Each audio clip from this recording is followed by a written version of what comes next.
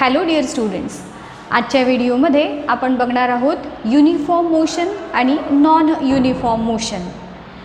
आणि हा दोन कन्सेप्ट्स व्यवस्थित समजण्यासाठी आपण टेक्स्टबुकमधली एक ॲक्टिव्हिटी डिस्कस करणार आहोत आणि मग त्याच्यावरून ह्या दोन कन्सेप्ट्स आपण डिस्कस करूयात. इथे तुमच्या टेक्स्टबुकमध्ये एक चार्ट दिलेला आहे आणि त्या चार्टमध्ये अमर, अकबर आणि अँथनी या तिघांनी एका ठराविक टाईममध्ये कव्हर केलेले डिस्टन्सेस आपल्याला दिसत आहेत. आता हे जर टाईम आणि तिघांनी कव्हर केलेले डिस्टन्सेस जर तुम्ही ऑब्झर्व केले तर बघा टाईम इंटरवल दिसत आहेत 5, 5:30, 6, 6:30, 7, 7:30 अँड 8.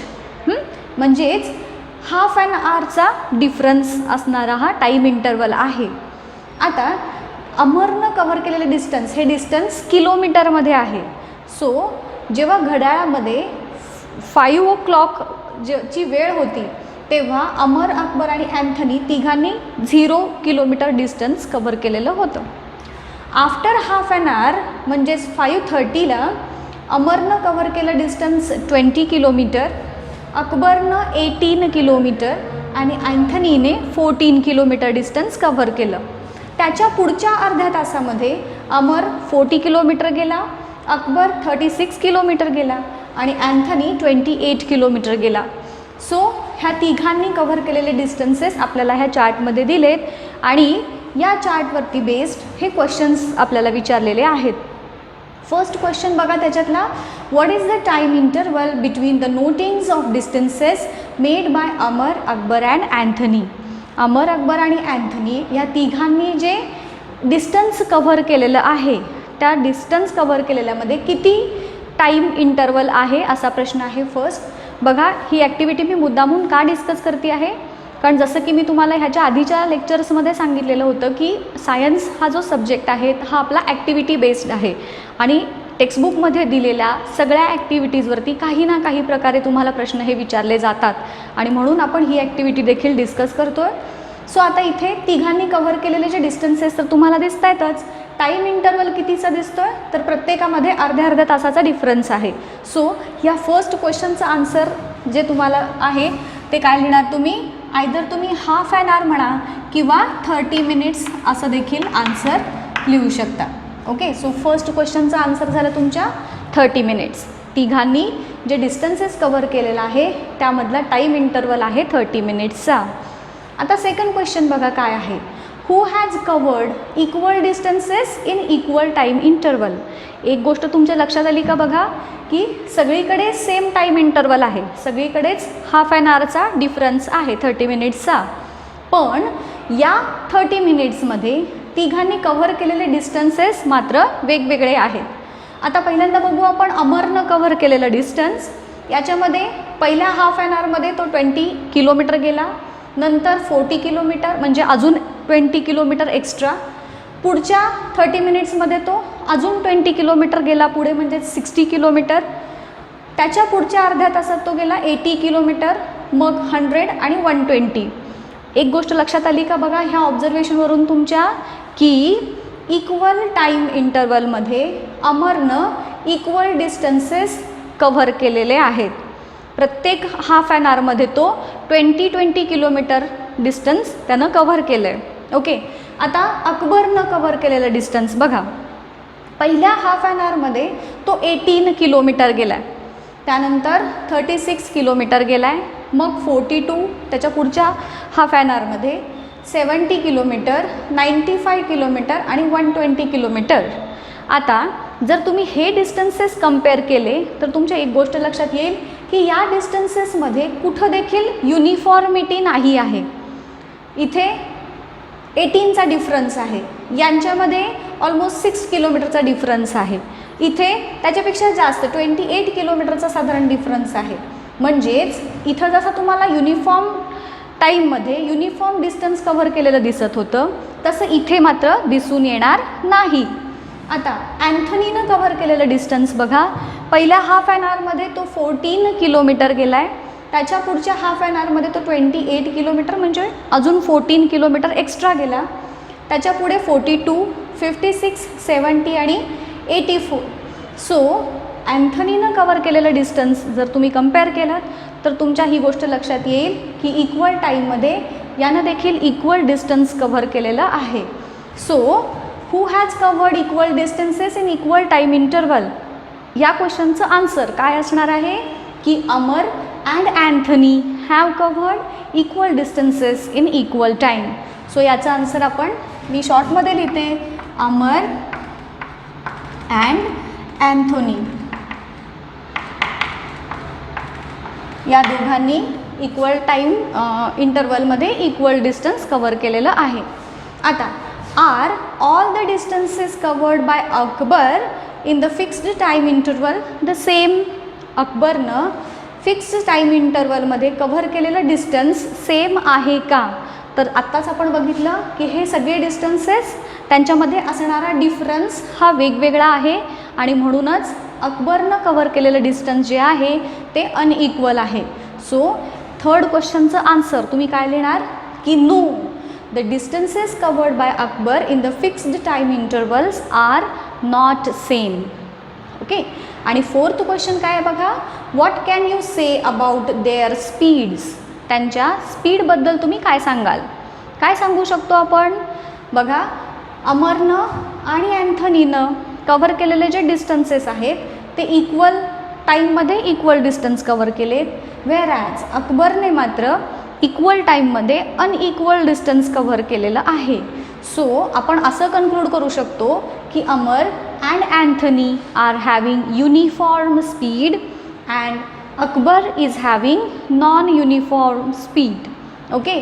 आता ह्या ज्या ॲक्टिव्हिटी आपण डिस्कस केली याच्यावरून आपण जसं तुम्हाला सुरुवातीला सांगितलं त्या दोन कन्सेप्ट म्हणजेच युनिफॉर्म मोशन आणि नॉन युनिफॉर्म मोशन ह्या कन्सेप्ट्स आपण डिस्कस करणार आहोत. ही ॲक्टिव्हिटी कळाली, अशा प्रकारचे प्रश्न तुम्हाला एक्झाममध्ये विचारले जातात. ओके. सो आता बघू what is uniform motion and what is non uniform motion.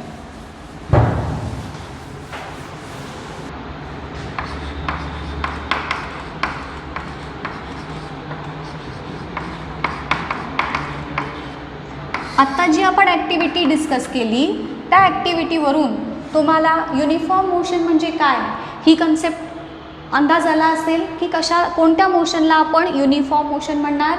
तर जेव्हा केव्हा एखादा ऑब्जेक्ट इक्वल टाईममध्ये इक्वल डिस्टन्सेस कव्हर करत असेल तेव्हा त्या ऑब्जेक्टची मोशन युनिफॉर्म असते. Whenever an object is covering equal distance in equal time then it is having uniform motion. अशी याची डेफिनिशन तुम्ही सांगाल. Okay. So definition of uniform motion is when an object covers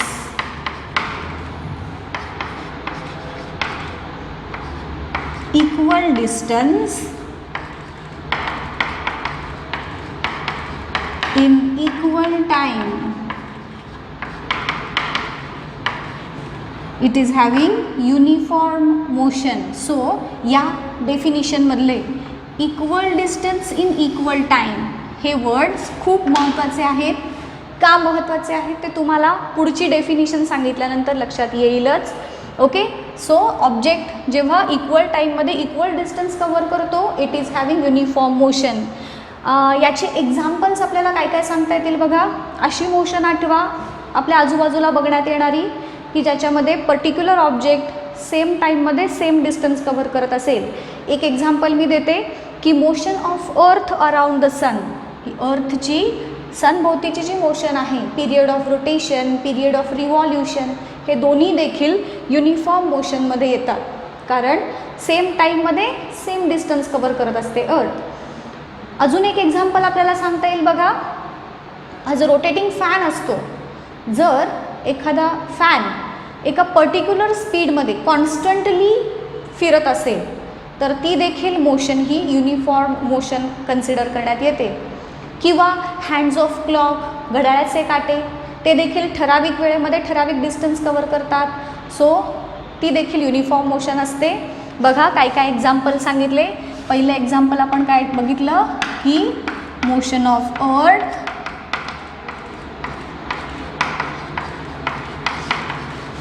around motion of the अर्थ म्हणू आपण, grammatically चुकायला नको. Around the सन.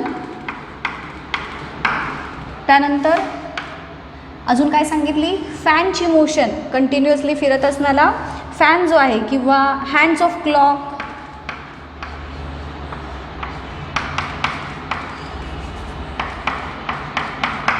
त्यानंतर अजून काय डेफिनेशन, अजून एखादं एक्झाम्पल काय सांगितलं की fan moving with constant speed. प्रत्येक एक्झाम्पल मी मुद्दामून देते आहे का, कारण एक्झाममध्ये तुम्हाला शॉर्ट नोट विचारली जाते याच्यावरती की define uniform motion and explain it's examples. हां, सो कमीत कमी तुम्हाला 5 एक्झाम्पल्स हे सांगता आले पाहिजेत युनिफॉर्म मोशनचे. अजून एखादं एक्झाम्पल बघा की सपोज एखादी कार एका स्टेडी रोडवरून निघाली आहे, स्ट्रेट रोड आहे, प्लेन रोड आहे, खड्ड्याचा नाही, एकदम प्लेन रोड आहे आणि स्टेडी रोड आहे. सो त्या रोडवरून जातानाची कार जर एखाद्या स्पेसिफिक स्पीडनं चाललेली असेल, 40 km/h, 50 km/h, अशा कॉन्स्टंट स्पीडमध्ये जाणारी कार की जी तिची डिरेक्शन पण बदलत नाही आहे आणि स्पीड पण बदलत नाही आहे, सो ती मोशन त्या कारची देखील युनिफॉर्म मोशन कन्सिडर करण्यात येते. मग काय म्हणूयात आता, कसं लिहूयात की car moving along a straight road. Straight road at constant speed. हे देखील एक्झाम्पल युनिफॉर्म मोशनचं सांगता येईल. किंवा ट्रेनचं पण तुम्ही सांगू शकता की अ train moving with a constant speed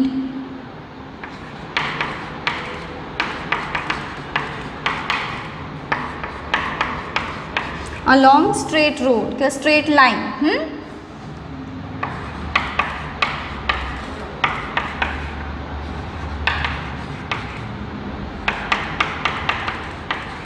direction change होत असेल तर ती युनिफॉर्म नाही, एका सेम डिरेक्शनमध्ये जर जात असतील तर त्या ऑब्जेक्टची मोशन ही युनिफॉर्म मोशन असते. ओके, सो अजूनही तुम्ही मिक्सर जे फिरत असतो आपला एका ठराविक स्पीडनं. हां, आता फॅनचं पण एक्झाम्पल मी जे दिलं त्या एक्झाम्पलमध्ये जर फॅन तुम्ही स्टार्ट करतानाचा स्पीड किंवा फॅन ऑफ करतानाचा स्पीड हा युनिफॉर्म नसतो. का, कारण स्टार्ट करताना त्याची व्हेलॉसिटी हळूहळू वाढत जाते, वेअरॅज फॅन बंद करताना त्याची व्हेलॉसिटी हळूहळू कमी होत जाते. सो त्या दोन्ही केसेसमध्ये युनिफॉर्म मोशन नाही. युनिफॉर्म मोशन कधी, एका कॉन्स्टंट स्पीडमध्ये फिरणारा फॅन त्याची मोशन युनिफॉर्म असते. सो मी जसं तुम्हाला सांगितलं होतं मिनिमम 5 एक्झाम्पल्स अशा प्रकारे तुम्हाला सांगता आली पाहिजे. आता याच्यानंतरची जी कन्सेप्ट आहे ती आहे नॉन युनिफॉर्म मोशन आणि त्या मोशनमध्ये आपण त्याचे देखील एक्झाम्पल्स डेफिनिशन बघणार आहोत. इथे मी कंपॅरेटिव्ह तुम्हाला सांगते.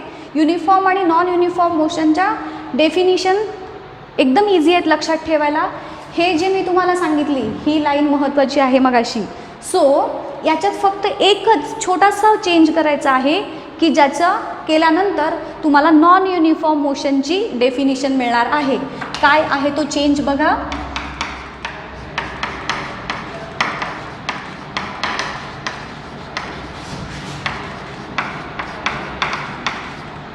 ओके, स्टार्ट तर सेम आहे की व्हेन ॲन ऑब्जेक्ट कव्हर्स, फक्त इक्वल डिस्टन्सच्या जागी अनइक्वल लिहिलं की तुमची नॉन युनिफॉर्म मोशन झाली. बाकी सगळी डेफिनिशन सेम आहे. सो नॉन युनिफॉर्म मोशनची डेफिनिशन काय तयार झाली, when an object covers unequal distances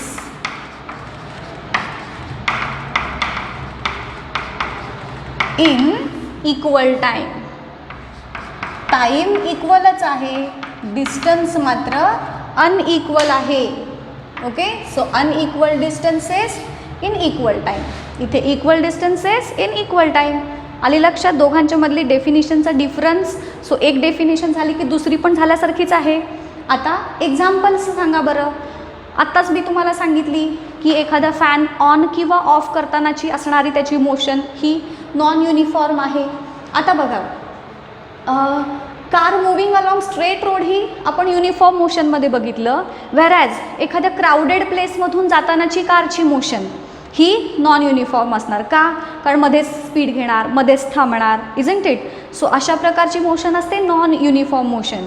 किंवा रनिंग रेसमध्ये पळणारा ॲथलीट जो असतो तो पण कधी कमी किंवा कधी जास्त स्पीड असतो.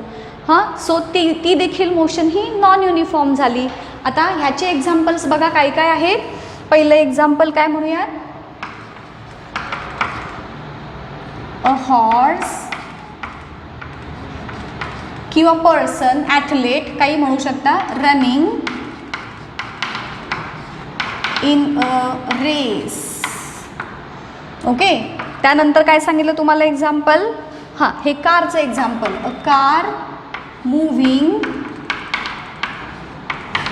On crowded road. त्यानंतर तिसरं एक्झाम्पल काय सांगूयात, a bouncing ball. Bouncing ball म्हणजे बॉल असतो आपल्या हातात, वरती टाकला की खाली आपण जमिनीवर तुम्ही फेकता, तर त्याची जी मोशन असते कधी व्हेलॉसिटी वाढते कधी कमी होते, ती देखील नॉन युनिफॉर्म मोशन असते. वरून पडणारा एखादा ऑब्जेक्ट त्याची मोशन देखील नॉन युनिफॉर्म असते, कारण आधी त्याची व्हेलॉसिटी कमी असते, हळूहळू जमिनीवर जसं येईल, मॅग्नेटकडे जसं एखादी ऑब्जेक्ट अट्रॅक्ट होते त्या पद्धतीनं कोणतीही वस्तू वरून खाली पडताना अर्थकडे देखील अट्रॅक्ट होते आणि त्यावेळची त्याची व्हेलॉसिटी ही नॉन युनिफॉर्म असते. ओके. कारण टाईमनुसार स्पीड तरी वाढतोय पण इक्वली नाही वाढत आहे, आधी कमी आहे मग जास्त आहे म्हणून. ओके. आता त्यानंतरचा जो आहे की कोलायडिंग कार्स.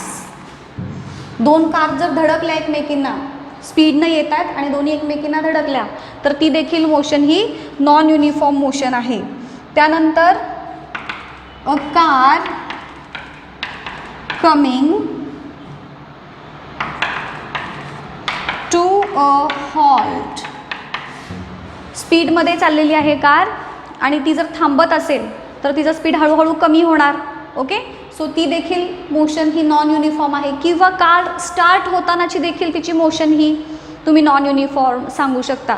असं गरज नाही की हीच एक्झाम्पल्स तुम्हाला सांगितली पाहिजेत, तुम्ही अजूनही तुमच्या मनानं देखील वेगवेगळी एक्झाम्पल्स आठवून त्याच्यात हे फक्त टॅली करायचं की इक्वल टाईममध्ये इक्वल डिस्टन्स असेल तर ती युनिफॉर्म आणि अनइक्वल टाईममध्ये अनइक्वल डिस्टन्स कव्हर करत असेल तर ती नॉन युनिफॉर्म मोशन आहे.